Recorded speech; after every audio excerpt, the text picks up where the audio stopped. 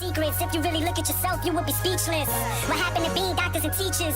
What happened to being your brother's keeper? Nowadays, kids more worried about the Stardust Vanguards is one of the indie games that was showcased at ScrewTac Gaming Convention 2014 that I had a blast playing. As soon as I wrapped up my coverage at the Indie Heaven and left that section, I was immediately missing it.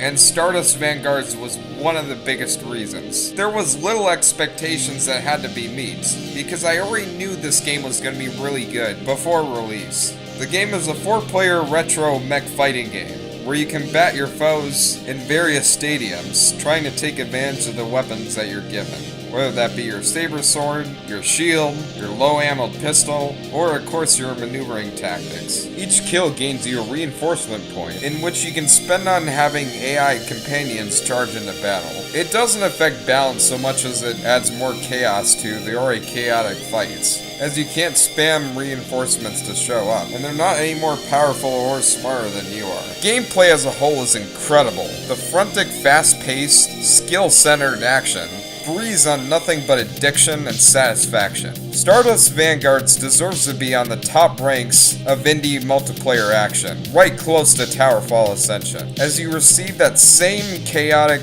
old-school multiplayer quality. Of course, Stardust Vanguards is a very different game, but has the same problems. For the multiplayer suite, you are given a deathmatch, Conquester, King the Hill, and Spaceball, a hilarious space hockey minigame. You can play any of these modes in a free-for-all or team-based match, with customizable options in deathmatch. However, in order to experience the versus options, which is pretty much half of the game, you need a couple of Xbox 360 or PlayStation 4 controllers hooked up to your computer, and you have to hope that you have nearby friends who aren't busy all the time. If you don't have any controllers or any nearby available friends, you aren't going to be able to play the versus mode.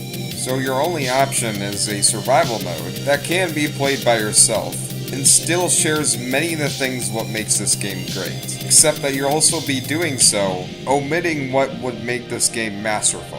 And while pushing your skills to the limits against tough AI foes, you can possibly get tired out. If this was a massive deal, Stardust Vanguards would have been pushed back to an 8 out of 10, which isn't a bad score at all. But I do admit that this is more of a personal problem than it is a game problem. I have problems. I'm going to cut to the chase though. If you want an exhilarating, addicting, and chaotic mech brawler, there's nothing more I could say than buy this game. Don't even ask me any more questions, because I hate questions. Stardust Vanguard gets a 9 out of 10. Although you are probably running, oh, he rushed this review, and he just chose not to play with other people. He doesn't know how this game is, because he hasn't played the versus mode. Well, shut up! I did play the versus mode. In fact, I played it with the developer, and I lost.